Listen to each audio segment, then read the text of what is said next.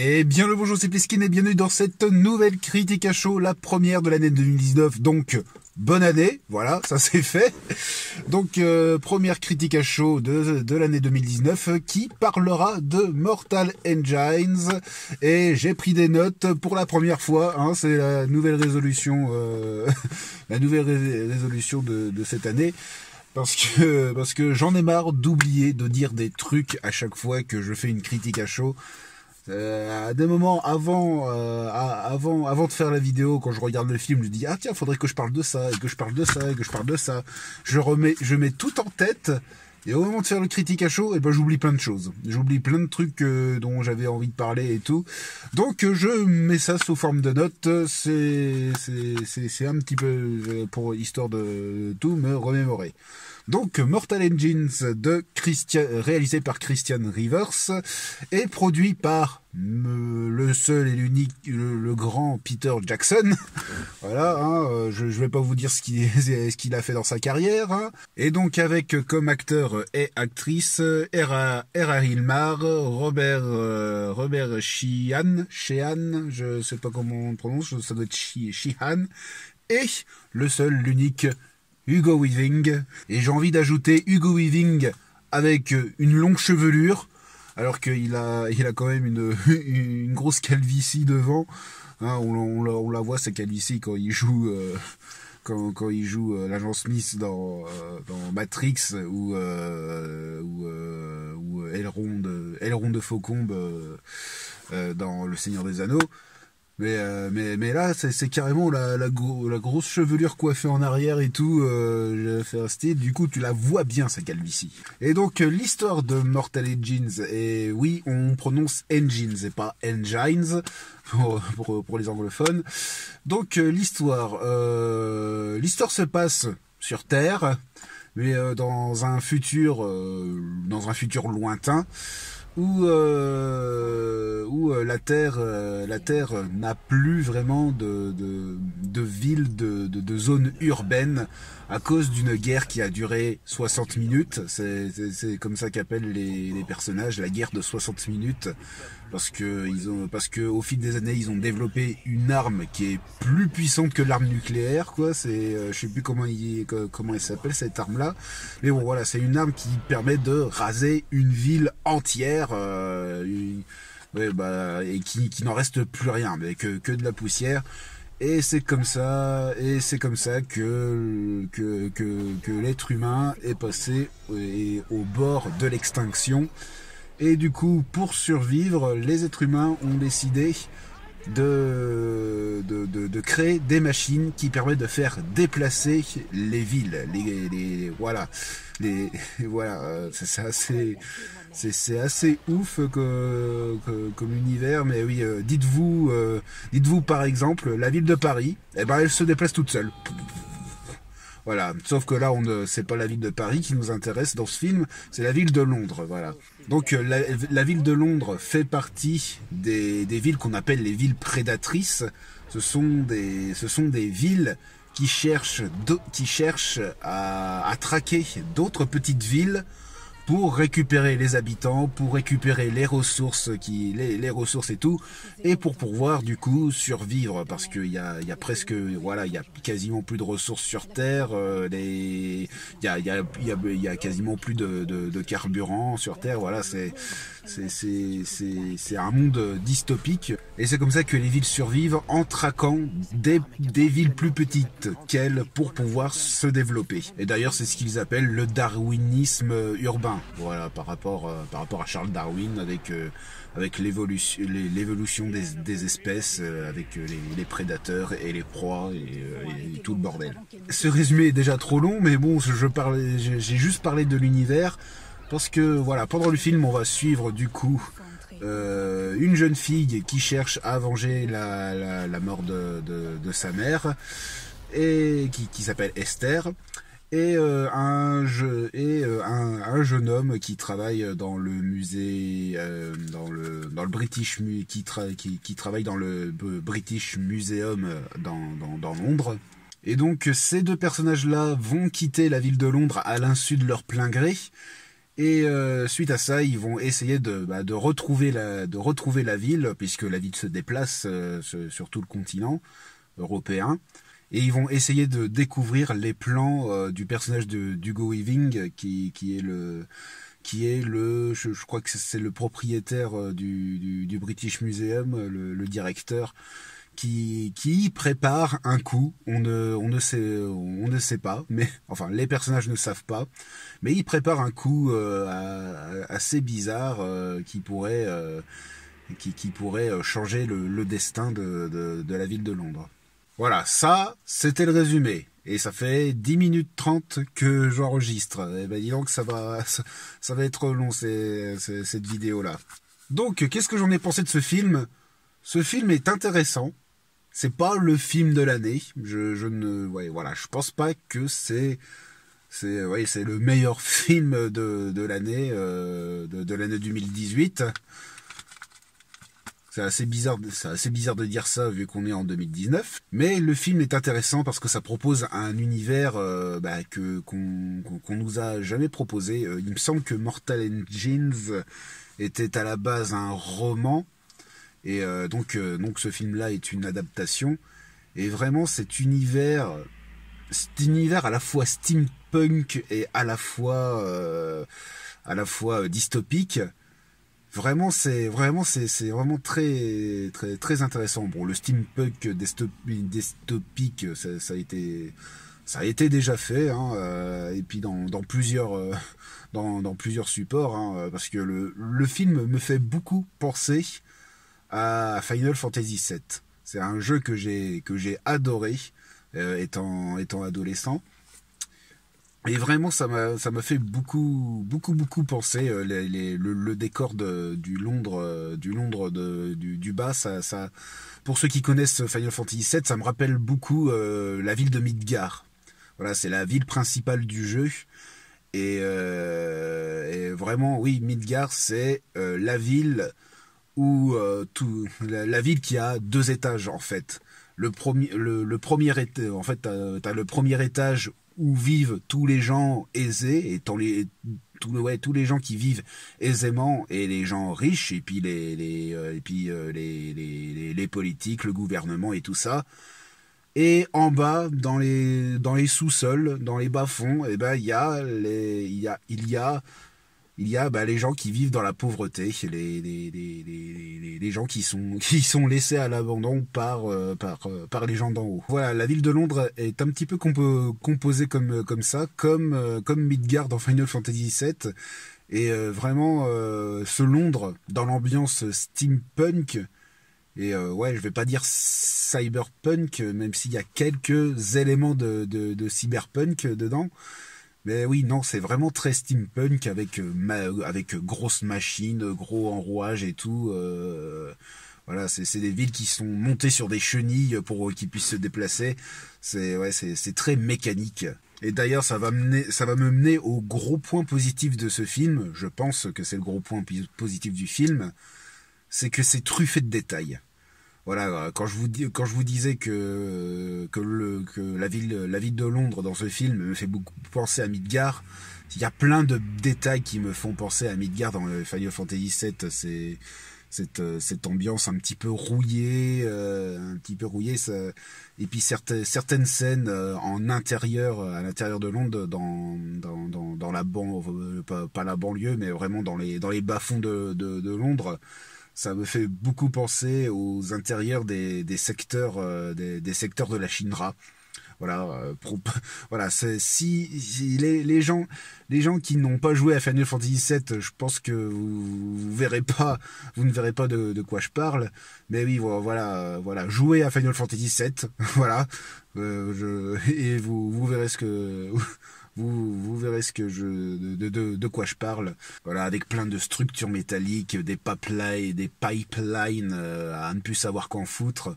Voilà, c'est très ambiance steampunk. Et aussi un autre truc sur les détails qu'il y a dans la ville de Londres, c'est que oui, c'est Londres, on reconnaît que c'est Londres. Déjà l'entrée de Londres, t'as le drapeau britannique, l'Union Jack, et t'as certains monuments mais tu ne veux, c'est pas des monuments que tu attends quand tu penses à la ville de Londres. Quand tu penses à la ville de Londres, tu penses à Buckingham Palace, tu penses aux Houses of Parliament avec le clocher de Big Ben.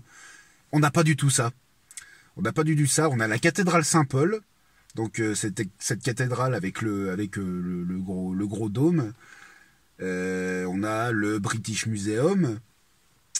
Et j'ai remarqué un truc, mais c'était vers la fin du film que j'avais vu.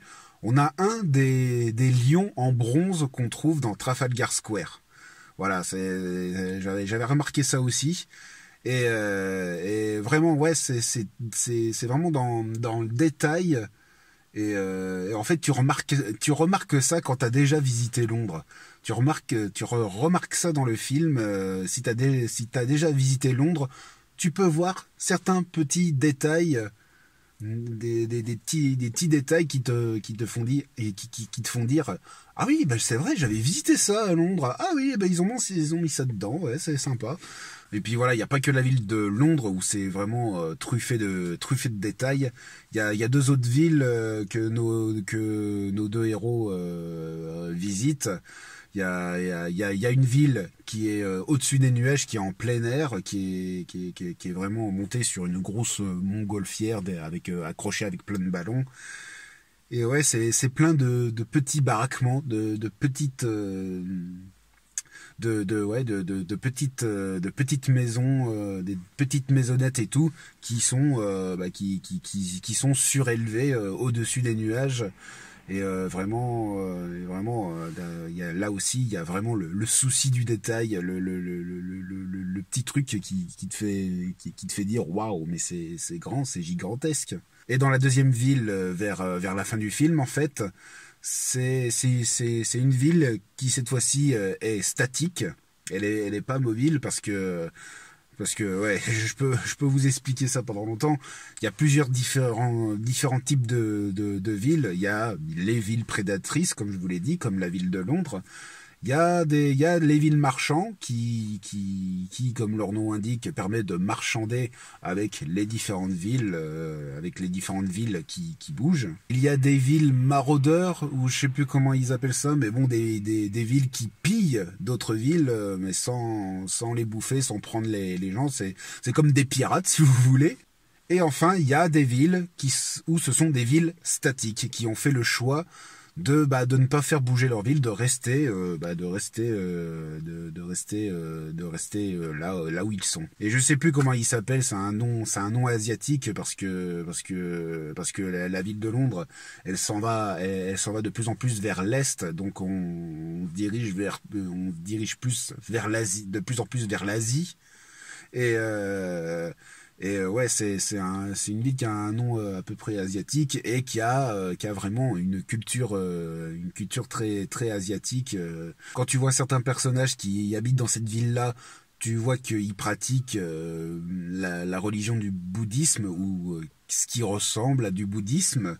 Donc une religion très spiritualiste et très anti-matérialiste. D'ailleurs, dans ce film, ils appellent pas ça des anti-matérialistes, ils appellent ça des anti-tractionnistes. Voilà, hein, en rapport avec les tractions, les machines et tout ça et tout le bordel. Et d'ailleurs, je vais revenir sur Londres. J'avais oublié de dire un truc. Vers le début du film, au tout début du film, ça commence directement par une attaque de Londres sur une petite ville. Ils appelaient ça, ouais, c'était une petite ville allemande. Alors c'est une petite ville avec les maisons assez qui fait penser aux maisons alsaciennes un petit peu. Et donc on voit cette attaque de l'immense Londres contre une petite ville de rien du tout, quoi.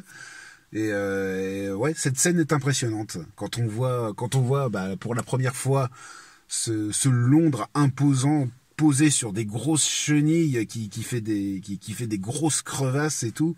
C'est vraiment, on est vraiment, voilà, le film sort ses balls, comme j'aime bien le dire. Il sort ses balls et il dit voilà ce qu'on va vous proposer comme univers, prenez ça dans la gueule. Je vais vous parler du son C'est quelque chose que j'en parle jamais dans les critiques à chaud, mais là j'ai envie de parler du son dans ce film, parce qu'elle elle est dantesque. Ça s'entend que le son est vraiment travaillé dans ce film. Quand on entend bah, les rouages des machines qui fonctionnent pour faire fonctionner la ville, voilà, on entend des bruits de ferraille vraiment très vraiment très bruyants, qui est assourdissant et tout. Et à un moment, on voit nos personnages qui sont en dehors de Londres, qui sont dans la campagne, quoi, complètement. À un moment, ils arrêtent de parler, et là, il y a un gros silence, mais un silence très symbolique, quoi. Ça fait ça fait le contraste entre le bruit de la ville citadine, enfin de la ville citadine, oui, bien sûr. Voilà, ce que je veux dire, ça fait un contraste entre entre la ville qui est vraiment qui est la ville bruyante où ça bouge de partout et tout ça, et la campagne où t'entends rien. C'est hyper calme. Et vraiment, ils ont travaillé ça au niveau du son pour qu'on remarque ce genre de choses. Et ouais, voilà, le son est vraiment bien travaillé dans ce film-là. Même si par moments c'était assez assourdissant, même au niveau des personnages quand ils gueulaient, c'est peut-être parce que le cinéma mettait un petit peu trop fort le truc, mais par moments c'était un plaisir pour les oreilles. Et puis enfin, ce que j'aime bien aussi dans ce film-là, c'est qu'il fait beaucoup d'analogies avec notre monde actuel en fait. Ça fait beaucoup d'analogies avec notre monde actuel. Que le personnage masculin, Tom, que Tom soit fasciné déjà par les objets des anciens, et ce qu'ils appellent les anciens, bah, c'est nous en fait, c'est les humains de notre monde actuel ici. Et parce que ouais, l'histoire se passe un millénaire après, je crois, quelque chose comme ça. Et ouais, donc il parle des anciens comme nous, donc du coup il parle des objets qu'on avait nous à notre époque là. Il montre des smartphones et tout. Ils ont mis dans le British Museum, ils ont mis une statue des Mignons. Et les Mignons, vous savez les petits bonhommes jaunes dans Moi moche et méchant.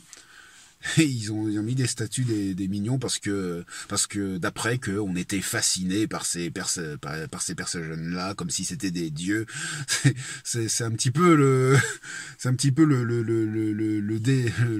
délire de ce que pensent les personnages de cet univers-là. Et puis le personnage de Tom collectionne des objets que nous avons dans notre vie quotidienne, des grille-pains, des smartphones et tout, ça donne un petit côté ironique, ça fait ah ouais, si ça se trouve dans un millénaire, si l'espèce humaine existe encore, c'est de moins en moins sûr, mais oui, que si l'espèce humaine existe encore dans un millénaire, qu'est-ce qu'ils vont dire de nous, ouais, qu'est-ce qu'ils vont dire de nous, quoi. Est-ce que les objets que nous aurons, ils existeront plus parce qu'ils ils auront une technologie plus avancée, ou alors encore moins avancée s'ils vivent dans un monde dystopique. Voilà, c'est cette petite ironie que j'aime bien. Bon, on trouve ça surtout dans le début du film. Après, on laisse tomber ce genre d'idée. Mais voilà, après, c'est d'autres analogies du monde actuel qui si on cherche un petit peu, on peut trouver certaines analogies, comme par exemple le fait que les grosses villes mangent peu à peu des petites villes dans les alentours pour grossir. Voilà, ça fait un peu référence aux grosses villes françaises, hein, Paris, Bordeaux, Lyon, Nantes, Marseille et tout ça. C'est que voilà, il y a plus en plus d'êtres humains, de plus en plus d'habitants dans le pays et de plus en plus d'habitants dans les grosses villes. Donc forcément, faut grossir et à des moments, faut grossir au détriment de d'autres villes qui sont dans les alentours de cette grosse ville. Voilà, ça fait un peu cette analogie-là dans le film. Enfin, en tout cas, moi, je vois cette analogie-là. Voilà, et puis je vais pas revenir sur les antitractionnistes, voilà, des gens qui sont ouais, très liés avec le bouddhisme dans notre monde à nous, donc des gens qui sont plus orientés vers le spiritualisme que vers le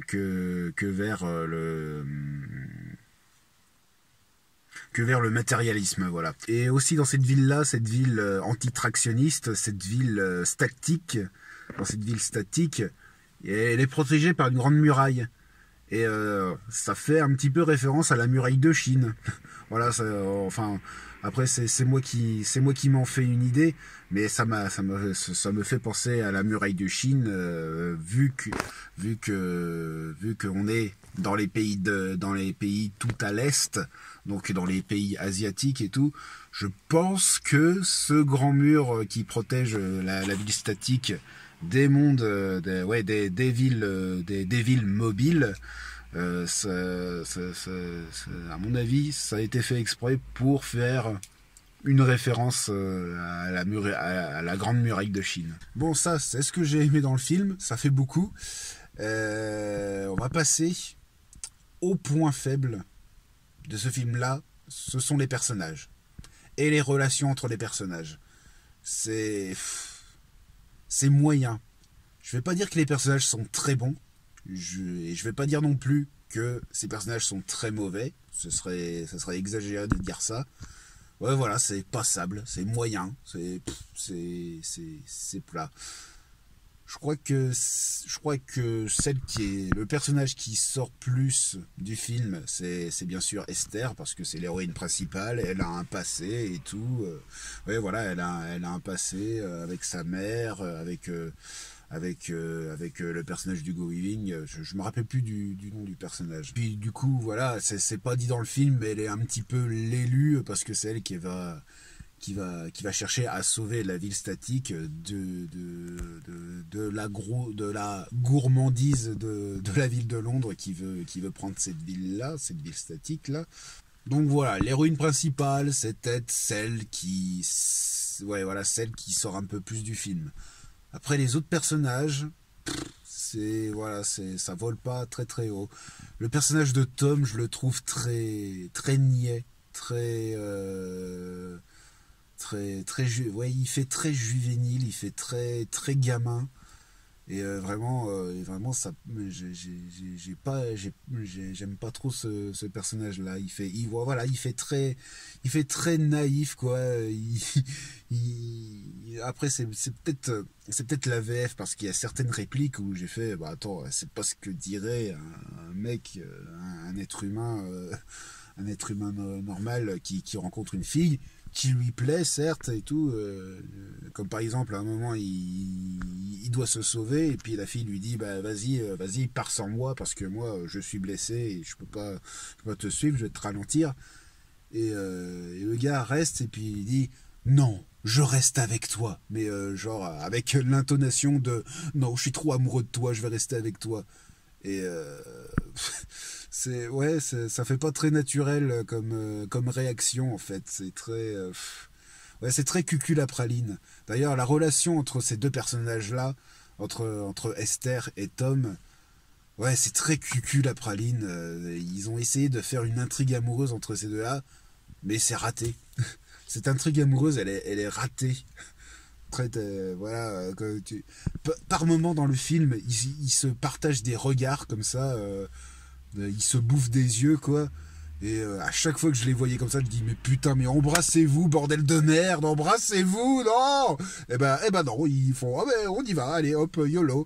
Mais non, mais putain, à chaque fois je voyais ça, j'ai fait oh putain, mais c'est vraiment très cliché, très cucul la praline, hein, comme je l'ai dit, c'est très cucu. Voilà, même le personnage d'Hugo Weaving, ouais, lui aussi il ressort un petit peu du film, hein, oui. Ouais, même lui aussi, bah, parce que c'est Hugo Weaving, quoi. C'est voilà, c'est Agent Smith, c'est Elrond, c'est voilà. Donc Hugo Weaving, il a un certain charisme, donc son charisme sauve un petit peu son personnage. Le personnage d'Hugo Weaving, il a une fille, par exemple.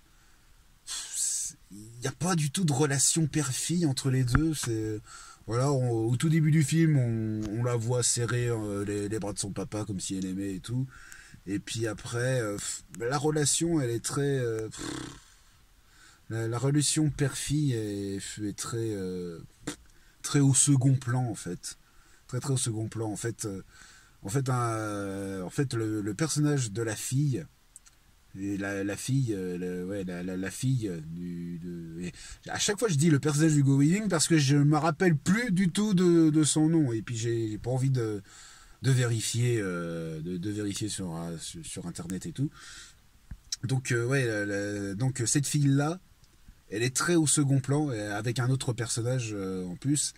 Elle est toujours, ouais, toujours accompagnée d'un autre personnage dont j'ai oublié son nom aussi. C'est pas grave. Ouais, voilà. Elle s'appelle Kate, voilà.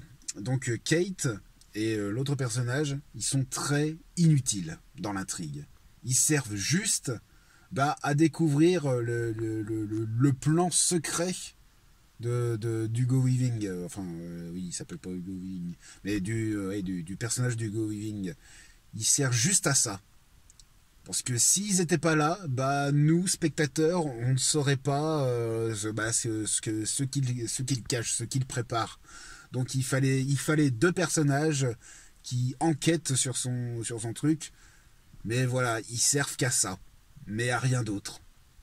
Et voilà, ils sont très, voilà, c'est vraiment des personnages secondaires de chez secondaires. Mais il y a quand même un personnage secondaire d'une sous-intrigue qui m'a tout de même plu.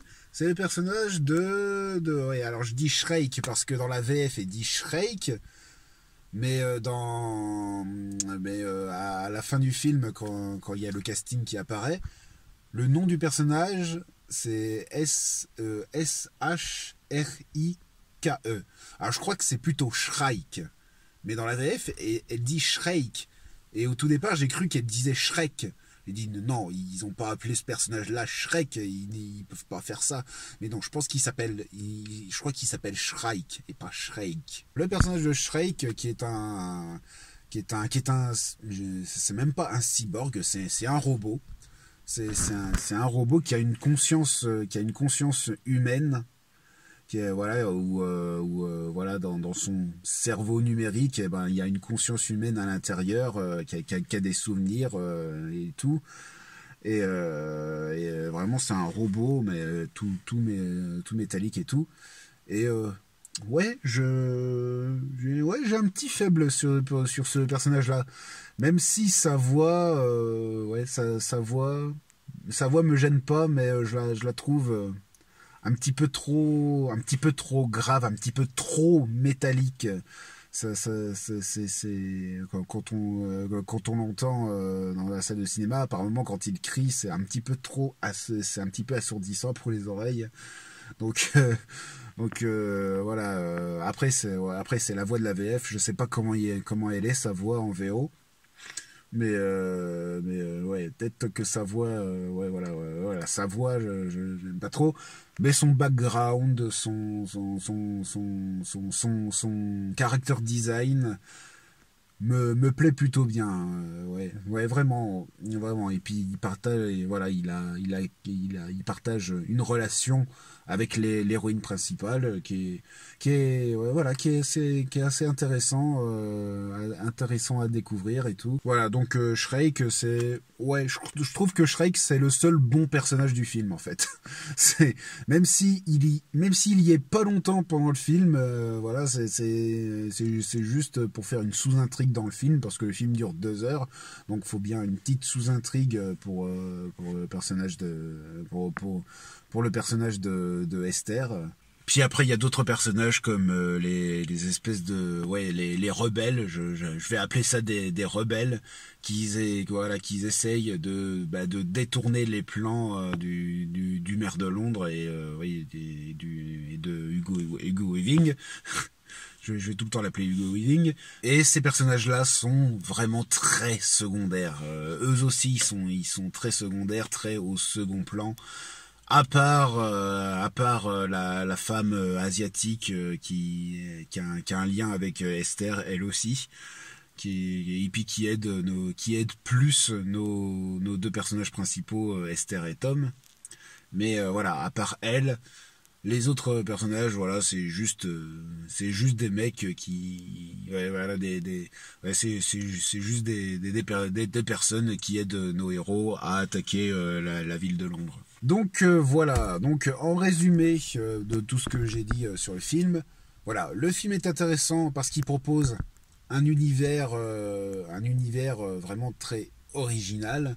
Même si c'est tiré d'un roman, c'est porté à l'écran, c'est vraiment intéressant à voir ça. Le son est vraiment bon, le sound design est bon. Et voilà, et puis tout ce qui est autour du film, les différentes analogies avec notre monde actuel, et puis le background du film qui est intéressant aussi. Faudrait peut-être que je lise le livre, un de ces quatre, peut-être que ça pourrait m'intéresser. Et le point faible qui tâche un petit peu le film, bah, ce sont les personnages. C'est vraiment dommage de dire ça, parce que si les personnages auraient été un petit peu plus meilleur, ça aurait peut-être fait un meilleur film. Ça aurait peut-être fait un meilleur film, même si il est quand même bon. Même s'il est quand même bon, il aurait été un petit peu plus bon si les personnages auraient été mieux traités. Donc voilà, c'était la critique à chaud sur Mortal Engines. Voilà, je fais l'erreur, excusez-moi, hein. Même moi je fais l'erreur. Ça fait 49 minutes que j'enregistre. Oh là là, pour dérocher ça va être génial. Ça va être une très longue vidéo. Je commence fort, hein, pour cette année 2019. Donc n'hésitez pas à partager la vidéo, à mettre un petit commentaire, un petit pouce bleu, et n'hésitez pas à vous abonner pour voir d'autres critiques à chaud et d'autres vidéos qui parlent d'autres sujets que le cinéma. Donc sur ce, je vous dis ciao, à la prochaine.